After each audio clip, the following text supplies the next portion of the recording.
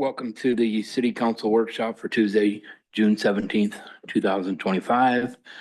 Citizens may address the council regarding any item of city business that is not on tonight's agenda. The duration for the individual speaking under public input is limited to 3 minutes. Do we have anybody? Not seeing any. Moving on to general items, we have the appointment of Jason Gonzalez as the building official. He's just taking a little more responsibility on as moving from building inspector to building official, which will encompass residential, commercial, those kinds of things. So, and just changing his title mainly. So, any questions on that? Next, we have a motion to allow Council President Sparks to be absent from the city of Laurel for more than 10 days. Something we do. So, any questions you can ask her later. Then we go to Public Works Committee appointments. We have 2 vacancies, no letters of interest, no term limits. We have the Laurel Airport Authority appointments. We have 1 vacancy. We have 1 letter of interest received. That's for a 5-year term limit. Speak up if you have any. Otherwise, I'll roll through these. Then we have the Cemetery Commission appointments. We have 3 vacancies, huh? Wow.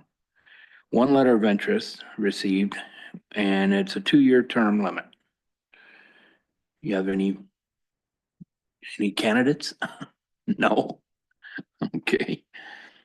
Next, we have the City County Planning Board appointments. We have 3 vacancies. We have 2 letters of interest received, and those are for a 2-year term limit. Then we have a library board appointment. We have 1 vacancy. We have no letters of interest received, and that's for a 5-year term limit. And we have the Yellowstone Historic Preservation Board appointment. We have 1 vacancy with no letters of interest and a 2-year term limit. Any questions? Councilmember McKay. Thank you. When it says 3 vacancies, 2 letters of interest, does that mean actually 1 vacancy, or is it 3 vacancies? You still have 3 even with the 2 letters of interest? So when we put out all of our reappointment letters and say, hey, if you're interested, submit a letter of interest, we also put it out to the public. So if it says 3, that's how many spots are becoming vacant as of June 30th. So some of those are people who have served and would like to continue serving, but there could be someone who has not served and would be interested. So you're right, basically 1 vacancy. After you appoint. Yeah, after the appointment's made. Yeah. Anything else? Under executive review, we have a resolution of the city council authorizing the mayor to execute a memorandum of agreement by and between the city of Laurel and Yellowstone City County Health Department doing business as Riverstone Health. Is Michelle on the phone? Michelle, you wrote that? Can you explain that, please?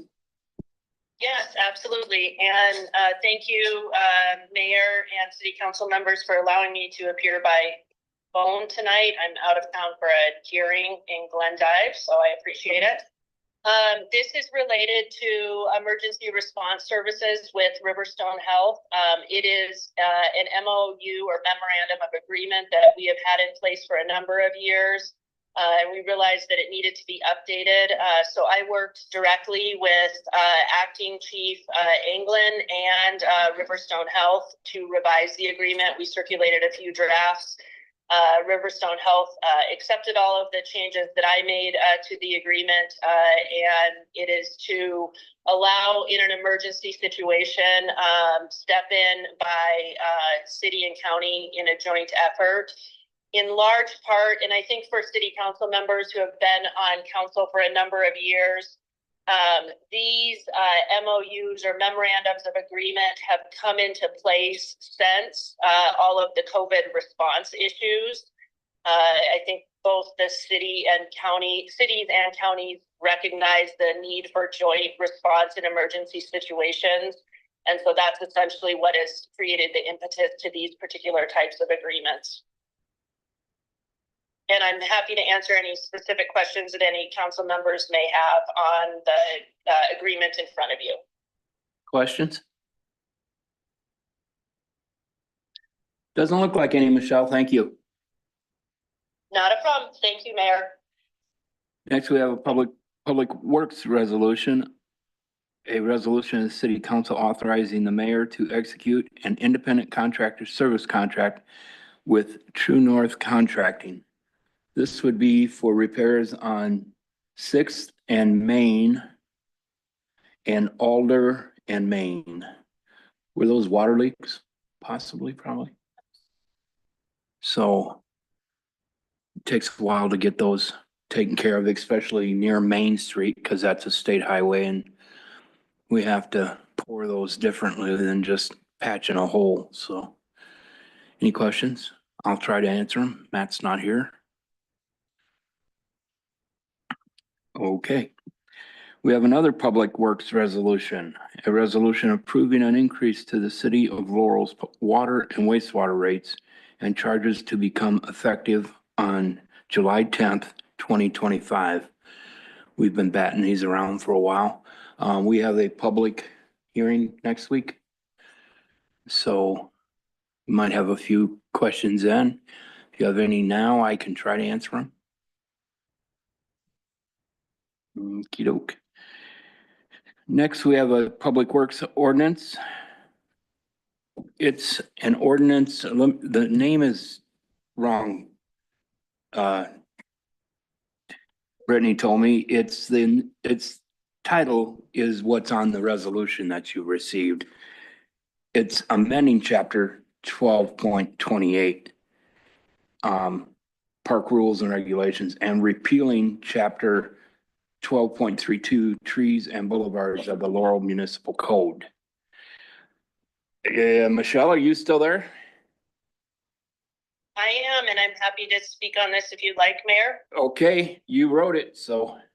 Okay, so what's in front of you, council, are the ordinance changes to the Laurel Municipal Code related to specifically the combination of the park and tree boards, as well as addressing a number of things in relationship to the existing tree board LMC sections that were in place.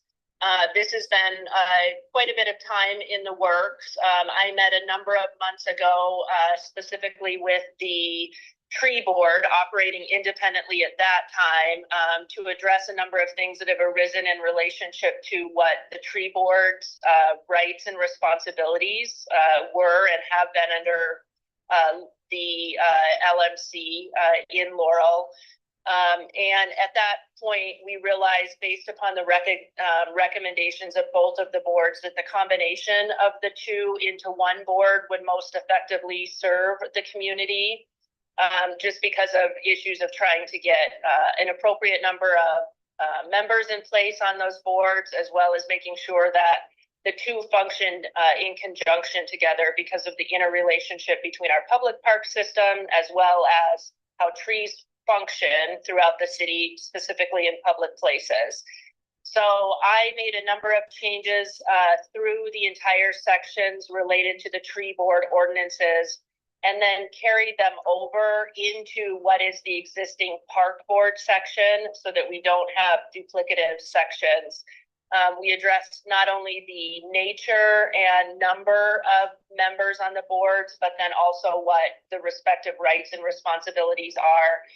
One of the really large concerns that I and a number of the tree board members had that have arisen in relationship to kind of looking at what those responsibilities are is that the way our existing LMC is drafted, essentially puts a significant amount of legal responsibilities upon the board, specifically the tree board as it exists to date, that frankly are not manageable responsibilities for a board like that, nor are they ones that from any plausible legal reason I could see any necessity to continue.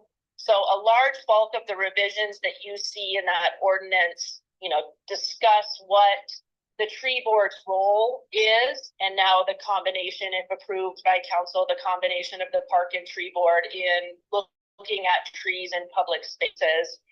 And then in addition to that, we cleaned up a number of things in relationship to the public parks, including how some of the parks were named in our LMC, as well as some of the restrictions on use of the park areas. Since that meeting, although I was not able to be at this last one, our CAO Kurt met again with the park and tree board members to go through the draft changes, and he noted all of those to me, and then I carried those all through as well into the ordinance.